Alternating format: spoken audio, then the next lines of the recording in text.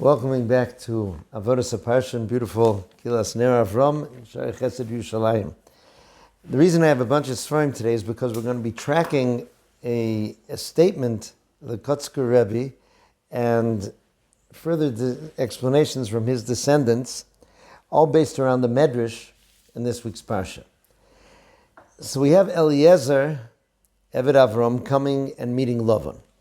Now, Chazal tell us that Eliezer was from Canaan, and Canaan was a nation that was cursed. In other words, back when, right, the children of Noach, when Noach got drunk and was in a embarrassing position, so Chum, that one son, did something negative as opposed to others, and the curse was pronounced on his descendant Canaan.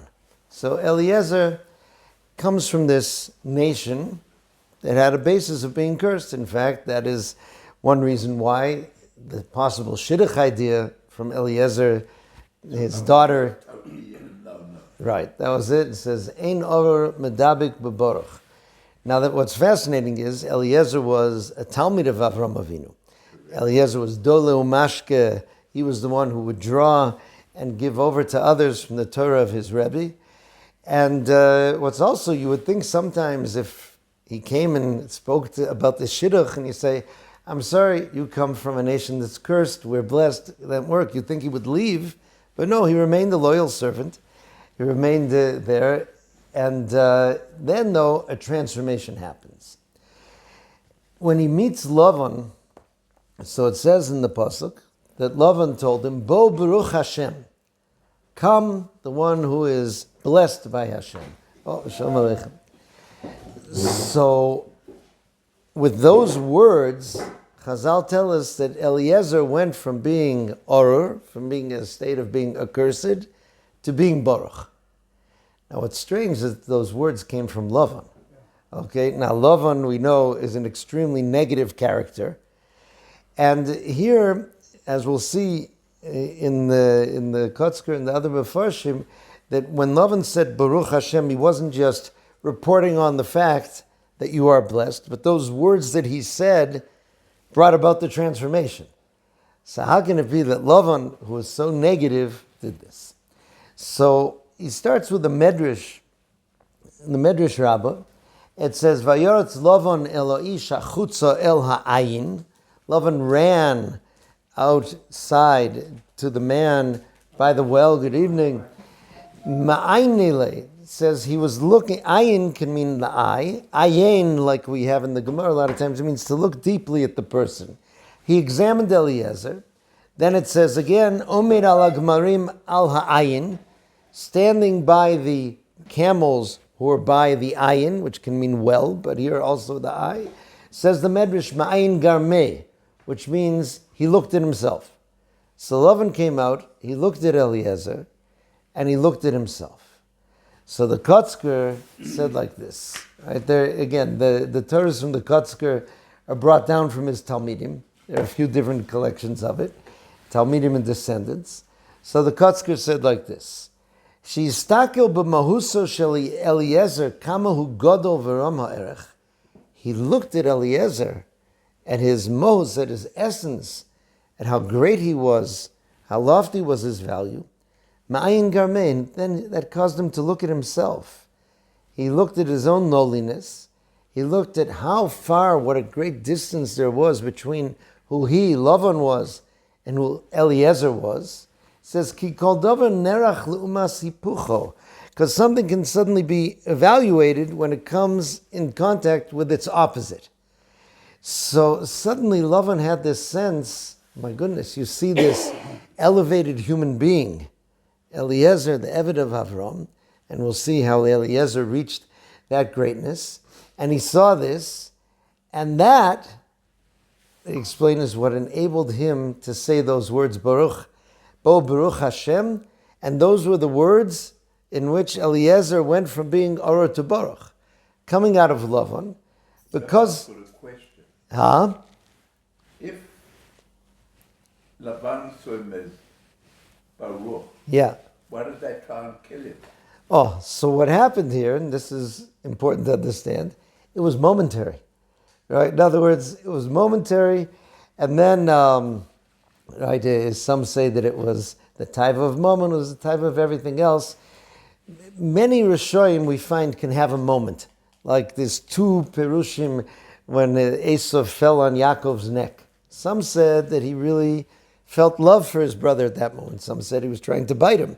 Okay, but there can be an idea that even a Rasha can have a moment, right, where something is clear. Then he went back to wanting to kill him and everything like that. But at that moment where it hit him, that contrast between who he is and who Eliezer is, he was able to utter those words, Baruch Hashem, that were transformative words that brought Eliezer from Aror to Baruch. And in fact, they do emphasize that it was just a very little bit. Okay, it was a tiny bit. Who says this? I'm sorry. This is right. A Sefer Zichron Shlomo who brings down from the words of the Kotzker, a Talmud of the Kotzker. He says, "Machmas hisorus hama'ato shetokva oso." Due to that small awakening that he had, there was a small window where Lavan saw himself as he is, where he saw Eliezer as he is, but that's something of value. That's something that's important when he saw that and enabled him to say these words, Baruch Hashem, that were transformative. Okay, now the Shem MiShmuel was the grandson of the Kotzker, right? Heard this both from his father, the Eliezer, the Kotzker's son-in-law, and this he expands on it a bit more. He says that this experience that Lavan had when he saw the light of Eliezer, the darkness of himself, he saw the loftiness of Eliezer, the lowliness of himself. So this is an illustration of what Chazal say in Maseches Brachos, Tova mardus achas belibo shel adam yoser mimea malchiyos. One feeling of, it's explained, translated usually like submissiveness in a person's heart is better than getting 100 lashes. Meaning, you can tell a person, you can punish a person, you can chastise a person, but if there's one moment in which a person himself realizes and accepts where he is and who he is and feels a sense of regret and even busha, which busha is poorly translated as shame because shame sounds very negative. Busha is one of the signs of Am Yisrael. Am Yisrael are Rachmanim, Baishanim, and Gomlei Chasodim. Right? People tend to think of Bashful, the dwarf, among the Snow White and the Seven Dwarfs, who was basically dysfunctional and couldn't talk. Right? It isn't Busha with us means suddenly the sense a person has when he's in the presence of greatness. So if a person has this sense of mardus, this is a very positive thing. He says, therefore, that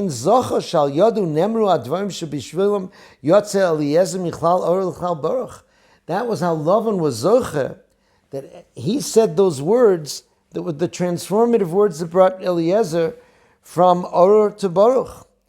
Okay, so he says, the fact that those words were so powerful, he says, teaches us, Muchrach, Dvarim Eila lo divrei Lavan heim. These weren't words of Lavan the person, Ela divrei Torah, shenemru al yedei Lavan. These were words of the Torah that were making this powerful statement that came through Lavan. Me'ayin zacha Lavan lazeh. How did Lavan manage to do it? Al korchach, it must be al yedei mardu shalokach belibo, that momentary sense of submissiveness, of almost a busha, a shame, a sense of who he was when facing Eliezer. How do we apply this? He finishes.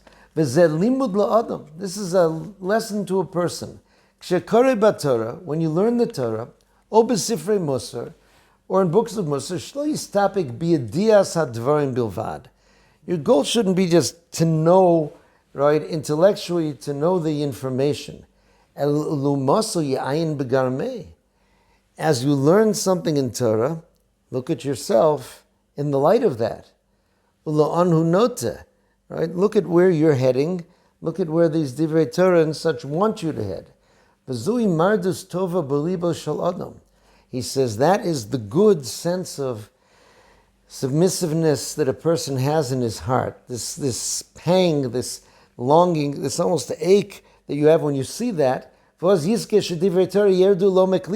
Divrei Torah will go deep into your heart. Okay, so this is very important to see. Lots of times people don't like to come into contact with or read about very great righteous people. I know some people say every time they publish a new book about a tzaddik, I don't want to read that. It just makes me feel worse about myself. Remind me, what a worm I am, so to speak, when I read about them. So that's obviously not what it's supposed to be. Okay, this isn't something which is supposed to make you feel bad about yourself. But what it is when you come in contact with the beauty, with the greatness of someone who's achieved levels in Avodas Hashem. So it's true. You know who you are. It gets you long. It's not an idea of, I wish I could be that person. It's meaning, I wish I could be myself more.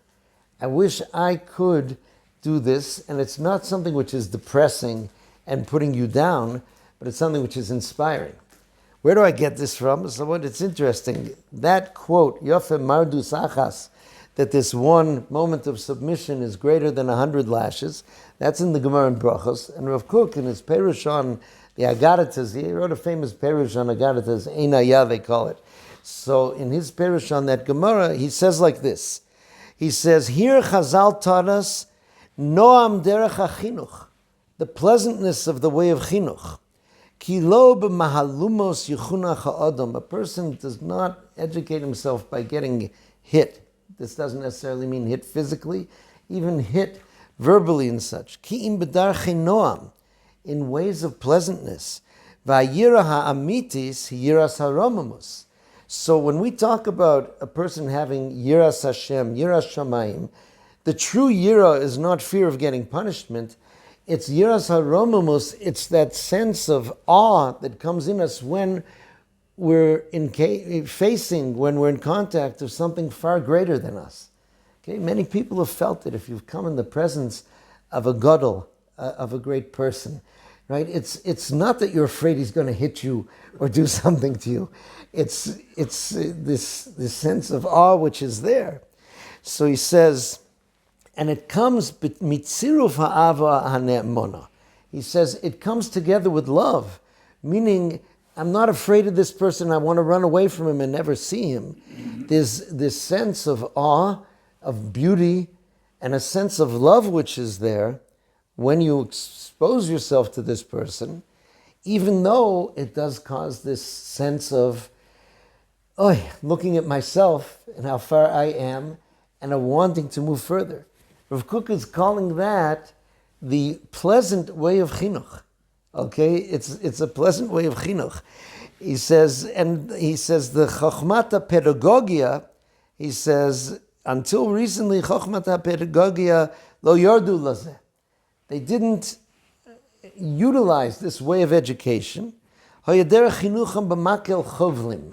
Right, this expression they would use more the idea of punishment and the fear of the stick, so to speak. Ad hayomim elu shenisyonos harabos hochicham lahaskil. Huh? Rulers. Yeah. That's right. The makil chovlim. So he says the nisyonos of recent times, he said, have caused people to realize that doesn't work and to realize what Chazal have taught us, b'ruach kodsham. So therefore, he says, what you're hoping to do in the educational process is what happened to Lavan, at least there momentarily. To expose them to something that's so beautiful, that's so awesome, that on one hand, when they look at themselves, they feel such a distance, but on the other hand, there's a sense of wanting to grow in that direction. Of wanting to do, of wanting to emulate, of wanting to separate myself from things that distance me from that. Okay? Again, Svarim point out that this was really the way of Aaron HaKohen. Okay? The Shem MiShmuel gets to this. He speaks about it in Hoshana Rabbah. He says there's an example of this. Okay? Going back to our lulav and esrog, which we have drying out in the corner someplace at home. So the Arba Minim, they say, represent 4 types of Jews. The esrog, that which has taste and smell, represent the Jew as Torah and Maisim Tovim. right? The lulav, which is an idea of taste from the dates, but no smell, so to speak. That is one who has, I think, the maisim tovim and not the Torah. The hadas, right, is that which has smell but no taste. Again, the Torah, the maisim tovim. The arova, that willow branch, has no smell and no taste, representing that Jew who has no Torah and no maisim tovim. Your basic bottom level Jew, so to speak. So it's a very important theme of Sukkot that all of these must be bound up together in an aguda, in one group. But then comes that day of Hoshana Rabbah, where the arova comes out separately. Okay, so on one hand, it's the Yom of the arova, the Hoshana. In the Gemara, the arova itself is called the Hoshana. So he said, what's going on there? He said, the arova, by coming in contact with those who have that which he doesn't, but not being chastised and thrown out by them, but being drawn in together into the aguda, that yearning that he has for more enables him then to stand on his own on the day of Hoshana Rabbah. And that enables him even to take a beating and yet still bring about the Hoshana, bring about the salvation. That's this idea of hitting the arova. It's not punishing the arova. It's showing the idea that a person who has a yearning and a desire to grow, to be among those who he's mevatel himself to, who are greater than him, that itself gives the person a greatness. Okay, that is that greatness of the arova. Now, interestingly, the Kotzker in another perush about that medrash explains that that's how Eliezer became great. Meaning it says, Eliezer looked, right, at how great was the duty that he was given. That Avraham Avinu gave him the duty to find a shidduch for Yitzchak, right? And he felt that this was not going to be an ordinary shidduch. This is something in which he turned to Hashem for this divine process to happen in order to bring the next generation, Yitzchak Avinu, together with that next of the imahos. And he looked at himself and he felt that he's not worthy to be the one who's in charge of such a thing. And he says that himself, right, gave him the sense of Baruch which was there. So here, if we look at the chain, Eliezer was mevatel himself, thinking how unworthy I am to be the shadchan for the avos and the imahos. And then Lavan met Eliezer, and that gave Eliezer such greatness. Lavan met Eliezer, and it struck him that I'm facing something extremely great, because Eliezer, it says in the Medrash even, that Lavan at first thought that Eliezer was Avraham Avinu. Sheklaster ponov, he looked like Avraham Avinu. Meaning Eliezer was mevatel himself so much to Avraham Avinu that he looked like him. That was why on one hand he felt he could get a lot of money from him, but also he says, Anochi pinisi abayis, he said, I cleared the Avodah Zarah out of the house. Yeah. Wasn't Eliezer black because of the curse? So I don't know that this idea of Chum being black necessarily has credence to it, right? That the nation of Chum, that they're Davka, we find a variety of nations that were B'nai Chum, right? It doesn't necessarily mean. Also, Klaster Ponov, the image of the face, doesn't necessarily have to do with pigmentation, so to speak. But it's the idea of the inner person that's expressed. In Lashon Kodesh, it's fascinating. Our word for face is panim. Now, the word panim really means the inside, panim, the internal. So Rav Hutner explained it, that the face is the one place of the body in which you can see the inside of the person coming out. You can look at somebody's elbow all day. You don't know about their emotions, their intellect, etc. Right? So the panim is the panim. So that could be what he saw. Okay, so this was Eliezer's bitul in this way. So this teaches us, right, a fascinating way of education, so to speak. The Shem MiShmuel continued, right, that Sukkot, he said, is very connected to Aaron. And the way of Aaron, they say that how was he, oives habrios u'mekarven laTorah, how would he love Hashem's creations and draw them close to Torah? If he knew someone who was doing something wrong, he would show him extra love. he would draw extra close to him. And the person would think, how can I be doing what I'm doing? Right? When Aaron is showing me such love, right? To be doing something that so goes against Aaron, that's the type of education that's being spoken about here. Right? It's not an idea of making you feel that you're nothing and therefore you have nothing to do with this and you shouldn't want to be in the presence of these tzaddikim because it just reminds you of how bad you are. No, it's the idea that you're part of this. I heard a very wise thing from Rav Noah Chorlowik Shlita. He's a big educator. He's a mashgiach in Torah Or. He speaks often. He said like this. He said, parents sometimes make a big mistake when they look at what Chazal say in Pirkei Avos. In Pirkei Avos they tell us, have a zonav la'arayos v'lo rosh l'shu'alim. Be a tail of lions and not a head of foxes. So he said, how do they interpret it? They have a kid who's not the greatest student, but they say, okay, but we want him to be the tail of lions. So we're going to push and nag and intimidate and beg until he gets into the most exclusive high-level school, where he'll certainly be at the bottom of the class, but he'll be the tail of lions and the head of foxes. He said the mistake they're making is that Chazal's statement was predicated on the fact that the boy will look at himself and say, I'm a lion. They're setting this child up to look at himself and say, I'm a tail. Okay, that's not what's meant. So here, it's meant to be something inclusive, something that when you reach that greatness, but you say, I am part of this person. That's what the Shem MiShmuel says. When you see something in Torah and you think, on one hand, I'm so far from it, on the other hand, it's my Torah. And I have the potential in myself to connect to this and to do it. Okay, so this teaches us a lot also about how great people view themselves. Rav Avram Elimelech of Karlin, one of the Karliner Rebbes, he was a son of Rabbi Yisrael, who was known as the Yanuka, who became Rebbe at a very young age. He was especially famous. He used to visit Eretz Yisrael from the area he was in, Poland, Lithuania, and they tried to stop him from going back when it was clear what was happening with the war, but he went back anyway. Said he had to be with his people.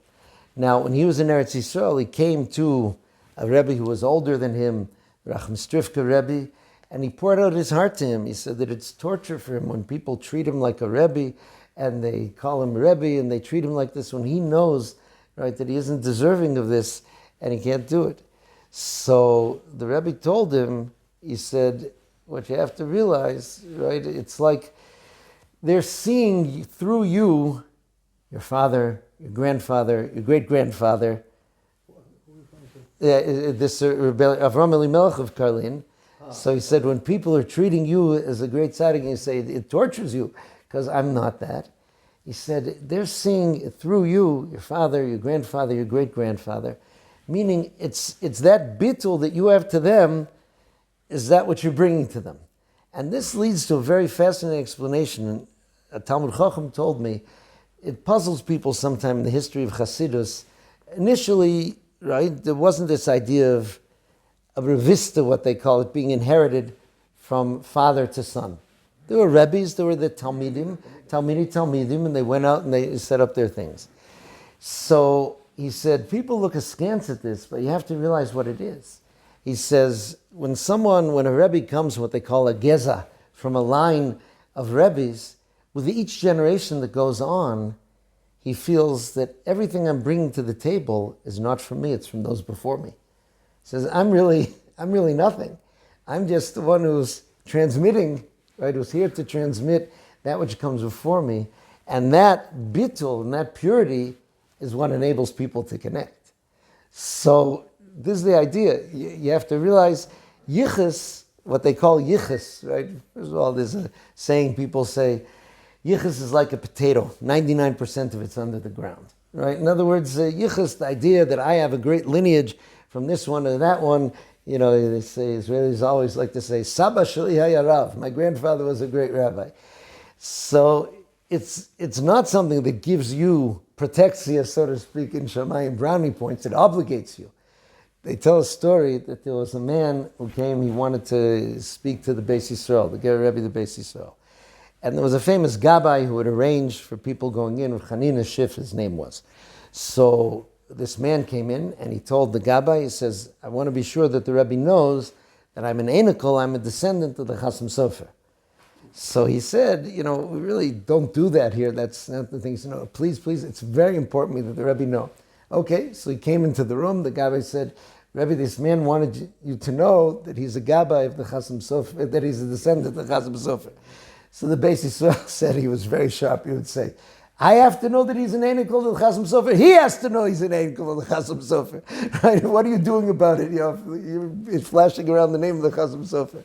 Right? So this is the idea of anything like that we have a connection to that's one of greatness, that a person shouldn't use it to lead to arrogance, but to lead to a sense of bitul that causes a person to have that mardus achas balev, that desire in the heart to not be like he is, but to want something else, something more. I'll finish with a fascinating story that's almost a riddle to see how it works. There was a great educator, his name was Rav Gudel Eisner. Rav Gudel Eisner also was a Ger Chassid from Lodz. He ended up being in the concentration camps for 4 years because the Nazis invaded Poland early on in the war. Those who managed to survive the camps were there almost 4 years. Afterwards, he ended up going back to Lodz for a while. Different survivors tried to go back where they came from. And he met there a student of his from the old days, when he was a teacher in a school in Lodz. This young man said, please, can I speak with you? So he came out. The young man said, I went through so much in the war. I just want to tell you, I met a young woman now. She's not Jewish, and I'm planning to marry her. So Rav Gudel said, because of the war, I haven't had a chance to learn much. I don't have my Sfarim. I haven't looked at Shulchan Aruch Even Ezer in a long time. But one thing I can say, he says, Pasnish for a Hasidic Bacher, such a shidduch. He said, for a Hasidic Bacher, he says, it's not appropriate, there's such a shidduch. And with that, the boy left it. It's like, how would that work? You would think a person would say, what are you doing? After all, you're going to intermarry, etc. But he got him to recognize there's something out there, something beautiful that you were connected to. And to understand that dissonance, and how distant and far that would be. And that was what got him to do it. That's that type of... He said, Pasnish for a Hasidic Bacher. It's not appropriate for a Hasidic Bacher, right? And this young man obviously didn't look like or be acting like a Hasidic Bacher that he once was before the war. But that was what got it. He did. Yeah, he left the girl and he came back to Torah. So that's why Rav Kook said such an education is noam. It's with pleasantness. It's true. It causes the person to feel pain in their heart when they feel that distance, but it's a pain of longing for something beautiful that you are connected to. So that is the lesson of those words that came out of the mouth of Lavan, right? That bring from Oro to Baruch, and something that we have to try to follow. Okay, folks, have a wonderful evening.